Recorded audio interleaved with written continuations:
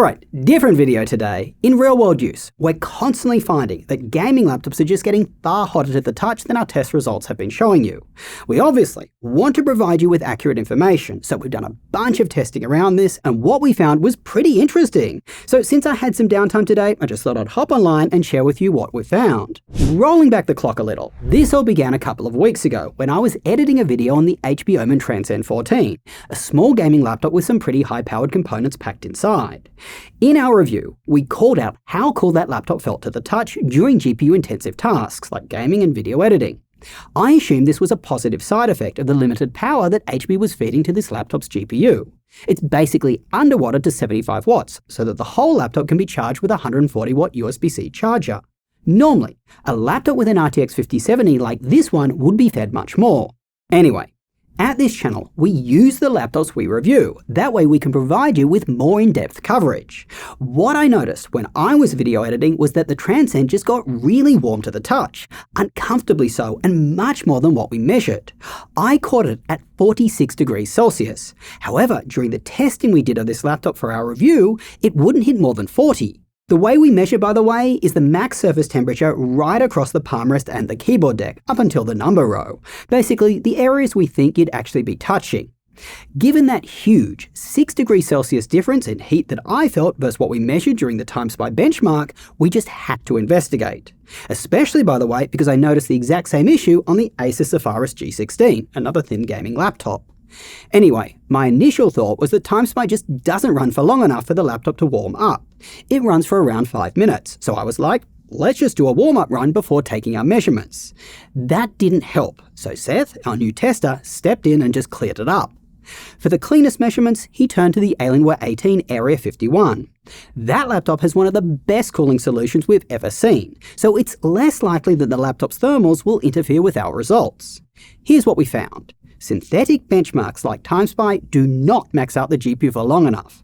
This happens in Wildlife, Still Nomad, and Port Royal. Additionally, all of them do not run the CPU as much as a real game would. For most of these tests, the CPU was barely running at more than 20 to 30%.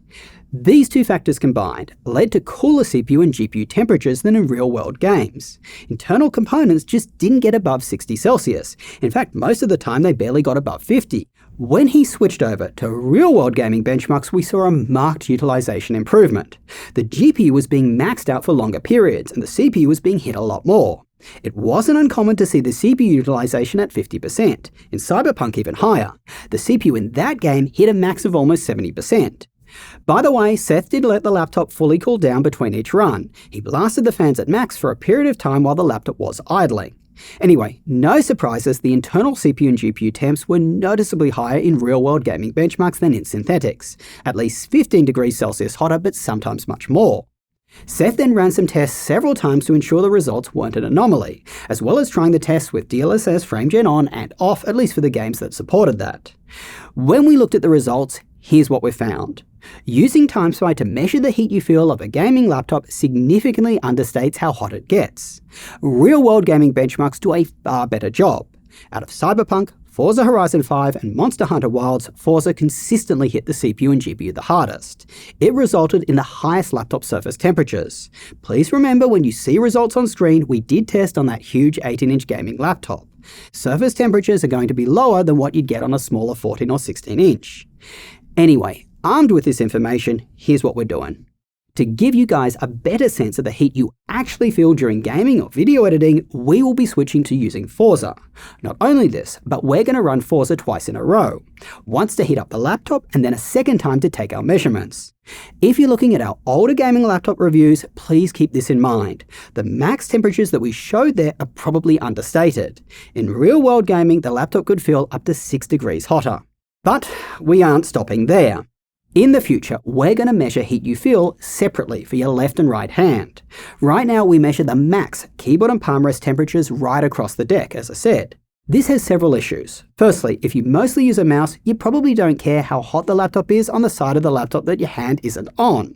Since we measure max heat right across the deck, we will be overstating how hot it feels to you. Also, on a laptop like the Blade 16, which has an unusual cooling solution, our current method just hurts it.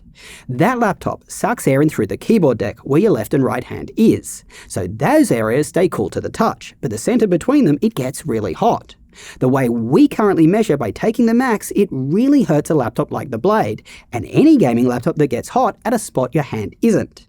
Look, I wanted to do more behind the scenes coverage, so you guys get a sense of what we're actually building here. If you think there is something that we could do even better, then you guys know the drill, comment down below.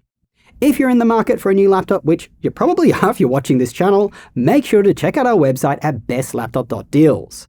Over there, we're trying to demystify laptop shopping. Clear recommendations, pros and cons of each laptop, an easy-to-use quiz to find your perfect one, and just much more. With that said, the test results that I've been waiting on for today have finally come in, so I'm off to review our next laptop. Till next time, go do something awesome with your day, and we will catch you later.